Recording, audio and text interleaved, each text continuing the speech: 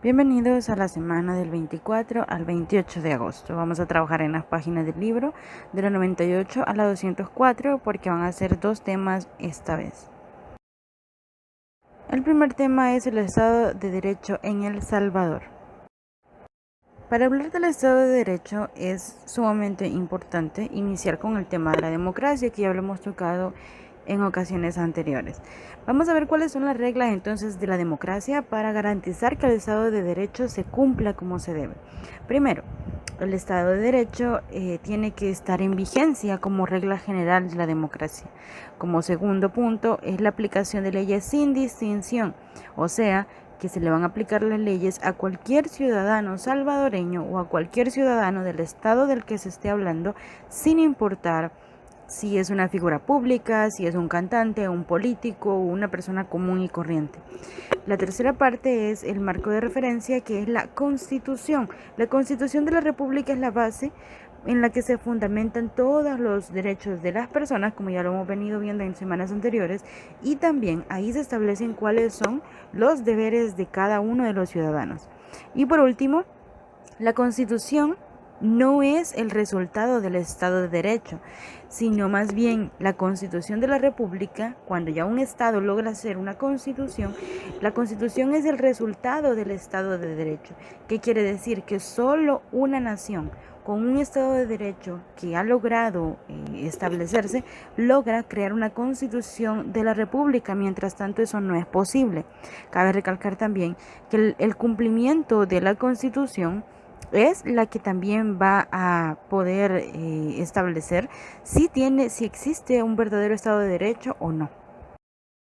El Estado de Derecho tiene ciertas características. ¿Cuáles son? Primero, es que el Estado tiene responsabilidades y tiene metas que cumplir. Primero, ¿qué busca el Estado cuando hay un verdadero cumplimiento del Estado de Derecho? Primero, busca el bien común y se convierte en garante y promotor del bien común. O sea, que el Estado es el encargado de velar porque todas y cada una de las personas que vivan dentro de su Estado, pues obviamente tengan igualdad de condiciones y que siempre prime el bien común de las mayorías por sobre las minorías. No quiere decir que no se malentienda cuando estoy hablando de minorías, sobre todo en el ámbito económico, porque hay minorías, pues en otros sentidos, que no tienen que ser marginadas, sino más bien esas minorías de las que se habla tienen que ser de alguna manera admitidas dentro de toda la sociedad y ser tomadas en cuenta, además de ser escuchadas. Entonces, siempre tiene que primar el bienestar de la mayoría por sobre cualquier cosa. Segundo, asume la responsabilidad de superar los conflictos sociales trabajando por la unidad nacional. ¿Qué implica esto? Que el Estado como tal tiene el deber, tiene la obligación con todos y cada una de las partes de buscar acuerdos de nación, de buscar acuerdos comunes en pro del bienestar de su población. Y por último, garantiza, quiere decir que el Estado es garante de la justicia, de la seguridad jurídica, del respeto a la dignidad humana y de los derechos. O sea, el Estado está obligado a todas estas cosas, tiene la responsabilidad de que se cumpla la justicia, de aplicarla y obviamente de que se respeten los derechos humanos y los derechos de todas las personas sin importar de dónde sean, quiénes sean o su estatus económico o social. Los principios de un Estado de Derecho son tres. Vamos a hablar de la independencia de los poderes del Estado. Se da por sentado que un Estado de Derecho está basado en una república, en un modelo republicano en donde están los tres poderes del Estado, que ustedes ya saben cuáles son: el ejecutivo, el legislativo y judicial. Pero no solo es que existan estos tres estados, sino que sean independientes, que cada uno tome decisiones sin ser coaccionado u obligado por cualquiera de los otros dos poderes. ¿Qué quiere decir? Que cada uno va a trabajar en su área, en su competencia, porque ustedes ya saben y ya vieron que en la Constitución está bien reglamentado cuáles son las competencias de cada órgano de Estado. Y no puede uno interferir en las decisiones de otro, ni boicotear de alguna manera las decisiones que se tomen en pro del bienestar de las mayorías. El segundo principio es la despartidización de funcionarios, que implica que un funcionario público, desde el momento que asume un cargo público, aunque haya llegado por medio de un partido político, no puede hacer proselitismo político, no puede hacer propaganda política, ni siquiera puede utilizar ni una camisa, ni un bolígrafo, absolutamente nada que haga referencia a algún partido político. Ningún funcionario público debe hacer propaganda política, porque son funcionarios públicos, son empleados de la gente, son empleados de la población y no pueden estar promoviendo su partido político aunque hayan llegado por eso. Entonces, ¿qué quiere decir? Esto lo que busca es que dejar de lado los intereses personales o colectivos de ciertos sectores, ya sea de empresarios o etcétera, ¿verdad? Ustedes ya saben cómo se maneja normalmente el sistema de partidos políticos. Y por último, el último principio es la aplicación de la ley de ética gubernamental, que pues obviamente está establecida por algo, y su cumplimiento es de carácter obligatorio precisamente para cuidar que los funcionarios públicos cumplan con la normativa y que no exista ningún tipo de problemas como la corrupción, el nepotismo y todos los problemas que desgraciadamente hemos visto últimamente en El Salvador. Y como se los decía, pues en El Salvador el Estado de Derecho real pues sigue siendo una utopía, porque pues hay tráfico de influencias, hay problemas de corrupción, hay nepotismo y sigue habiendo. Es un problema que mientras no se quite de raíz, por decirlo de alguna manera, pues no va a poderse quitar del Salvador y del sistema, ya sea desde el sistema de partidos políticos hasta el órgano judicial. Les voy a pedir que realicen el cuestionario de repaso de la página 198, esperando que hayan hecho los apuntes necesarios sobre el tema.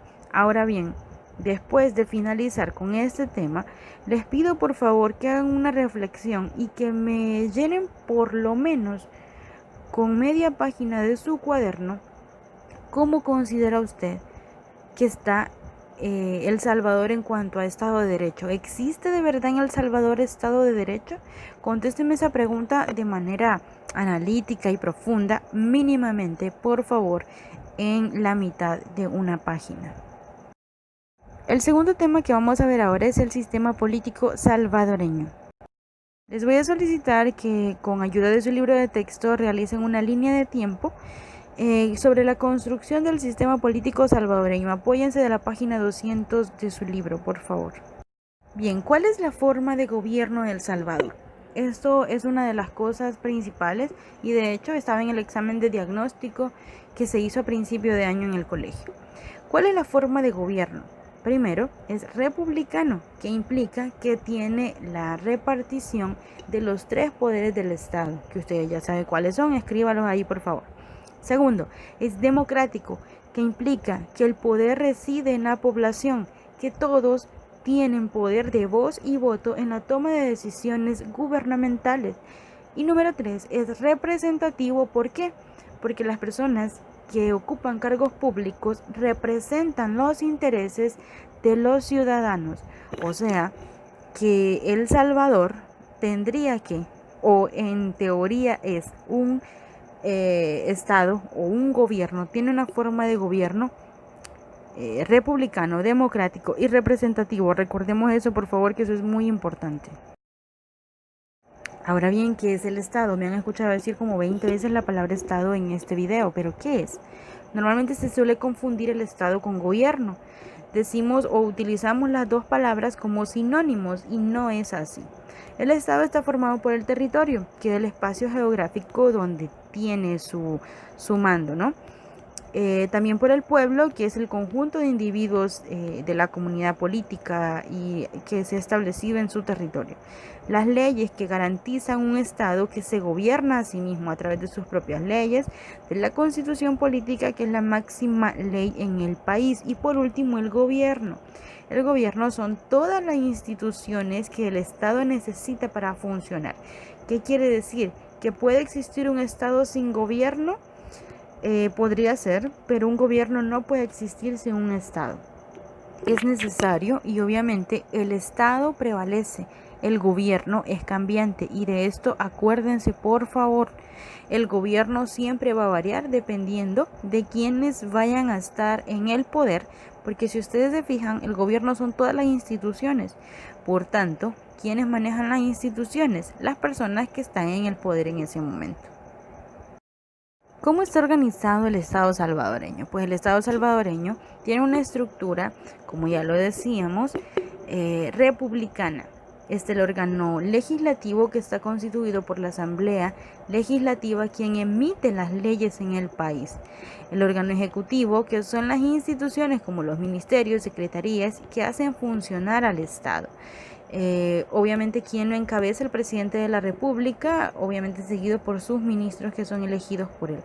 El órgano judicial, que está constituido por la Corte Suprema de Justicia y todos los demás tribunales. ¿Y cuál es su deber? Aplicar y garantizar el cumplimiento de todas las leyes que obviamente ya se han creado por el órgano legislativo.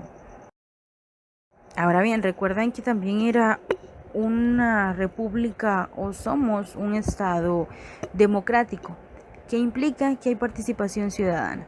En las sociedades democráticas como en la salvadoreña, la participación ciudadana es fundamental para construir un estado que responda a sus necesidades. ¿Por qué?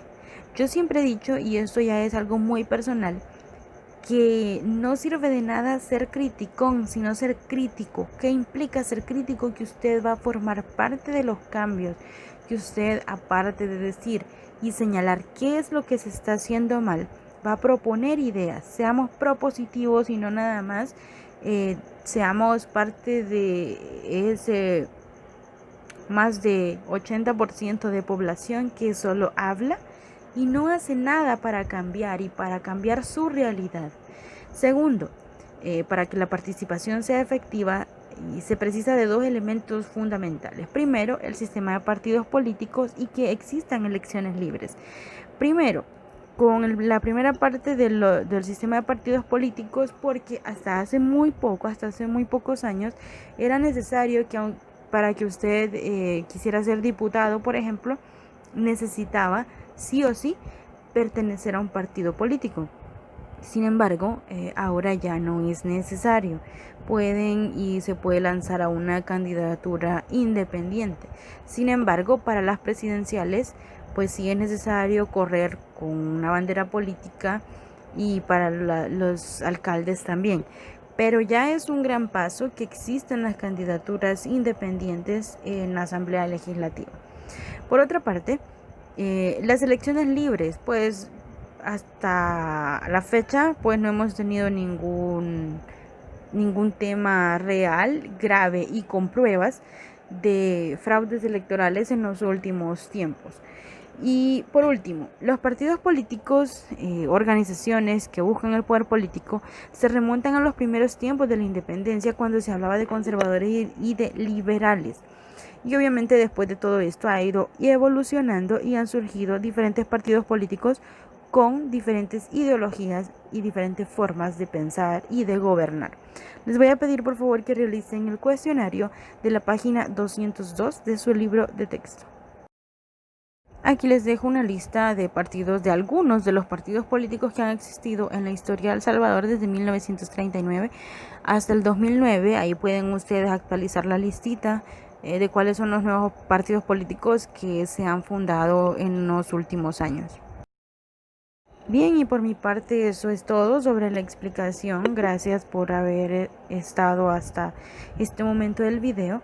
Les pido por favor que así como hicieron un análisis sobre el otro tema, pues con este también hagamos lo mismo. Y respondamos a la pregunta, ¿de verdad somos parte? ¿De verdad la población salvadoreña es parte de una cultura democrática? ¿Somos verdaderamente partícipes de la transformación de nuestra propia realidad? Igual que en lo anterior, por favor respóndame eso por lo menos en la mitad de una página. Por favor también, como siempre, les pido que realicen las actividades del libro de las páginas 199 y 204. Bueno, ahí les dejo una pequeña reflexión. para que ustedes, bueno, es un poquito aplicable al tema, ¿no? Aprender sin pensar es inútil y pensar sin aprender es peligroso. ¿Por qué?